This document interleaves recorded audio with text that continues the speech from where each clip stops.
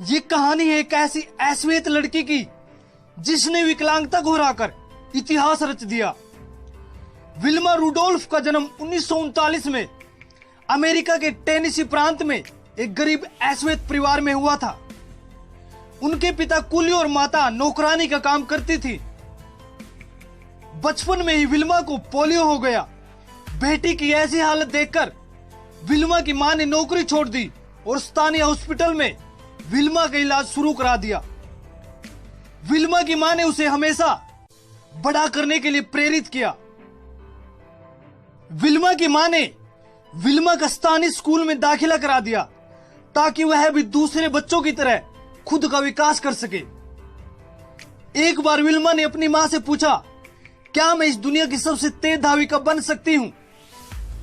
Wilma की मां ने जवाब दिया, ईश्वर पर विश्वास, मेहनत और लगन से तुम जो चाहो वो हासिल कर सकती हो। विल्मा की हालत देखकर विल्मा के डॉक्टर ने कहा, यह लड़की बिना ब्रेस के अपने पैरों पर चल नहीं पाएगी। पर विल्मा ने हार नहीं मानी। 9 साल की उम्र में उसने अपने पैरों से ब्रेस हटा दिए और चलने का प्रयास किया, लेकिन वो जमीन पर नीचे गिर गई। फिर भी विल्मा ने हिम्मत नहीं हारी और वो बार बार प्रयास करती रही। मां के समर्पण और विल्मा की लगन के कारण विल्मा ने 11 साल की उम्र में पैरों से ब्रेस उतारी और पहली बार बास्केटबॉल खेली।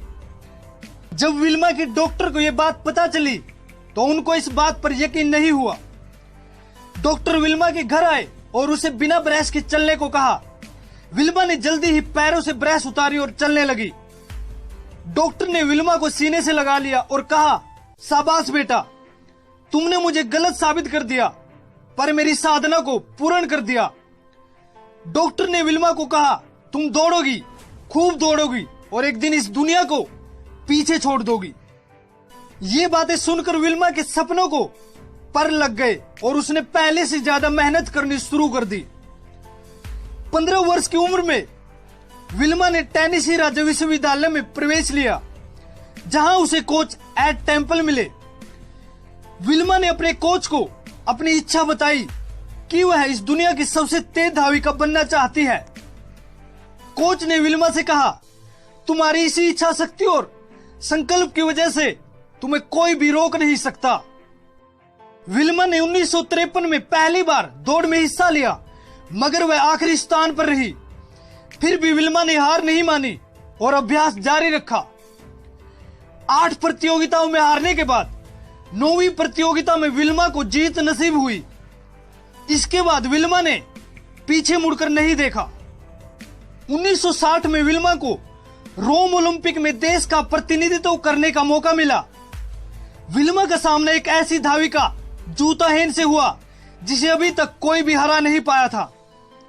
विल्मा ने 100 मीटर, 200 मीटर और 400 मीटर रिले दौड़ में भाग लिया और तीनों ही दौड़ों में गोल्ड मेडल जीते और इतिहास रच दिया। इस प्रकार एक विकलांग लड़की इस दुनिया की सबसे तेज धाविका बनी और उसने ये साबित कर दिया कि इंसान के हौसले और मेहनत के आगे इस दुनिया में कुछ भी नामुमकिन नहीं है। दोस्तों, इस कहानी से हमें शिक्षा मिलती है कि हमें जीवन में कभी भी हार नहीं माननी चाहिए। हमें अपनी फेलियर से सीख लेकर बार बार प्रयास करने चाहिए, तभी हमें सफलता मिलती है। दोस्तों, अगर आपको वीडियो पसंद आए तो लाइक करें, कमेंट करें, शेयर करें और एट लास्ट चैनल को सब्सक्राइब करें। Thank you for watching.